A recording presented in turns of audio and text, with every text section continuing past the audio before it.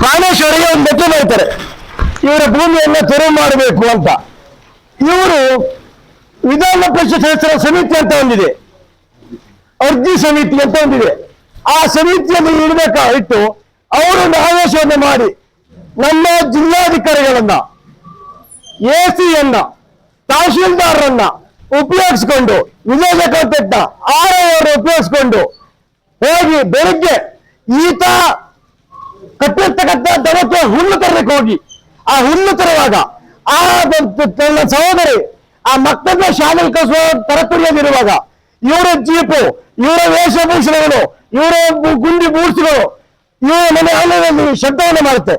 ಇವರ ಅಧಿಕಾರಿ ಸಮೇತ ಹೋಗಿಬಿಟ್ಟು ಇವರ ಒತ್ತುವರಿ ಗಿಡವನ್ನ ಕಿತ್ತಾಕ್ತಾರೆ. ಬೆಳಿಗ್ಗೆ ಮುಂಚೆ ಕಳ್ಳರ ತರ ತಾಕತ್ತಿದ್ರೆ ಡ್ಯೂಟಿ ಅವರ್ಸ್ ಹೋಗ್ಬೇಕು. ಡ್ಯೂಟಿ ಅವರ್ಸ್ ಅನ್ನು ಬಿಟ್ಟು ಯಾಕೆ ಹೋದ್ರಿ? ಡ್ಯೂಟಿ ಅವರ್ಸ್ ಬಿಟ್ಟು ಹೋಗಿ ರೈತರ ಗಿಡವನ್ನು ಕಿತ್ತರಂತಂದ್ರೆ ನಿಮ್ಗೂ ಕಾಮನ್ ಸೆನ್ಸ್ ಬೇಕಿತ್ತು.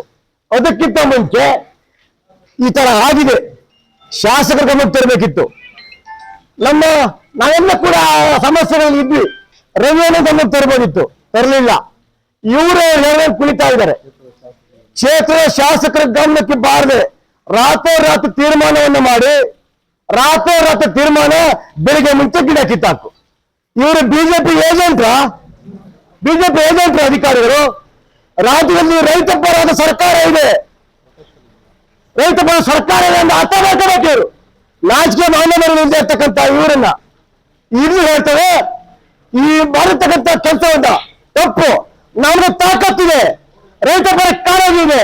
ನಮ್ಮ ರವೇನ ಎಂದ ಮಾತಾಡೋದು ಗಿಡ ನೆಸಿ ಬರ್ಬೇಕಂತೇಳಿ, ರವೇನ ಗಿಡ ನೆತ್ತಿ ಬಂದಿದ್ದೇವೆ, ತಾಕತ್ತಿದೆ, ಕಿತ್ತಾಕಿ ನೋಡೋಣ. ಗಿಡ ನೆತ್ತಿ ಬಂದಿದ್ದೇವೆ. ನನ್ನ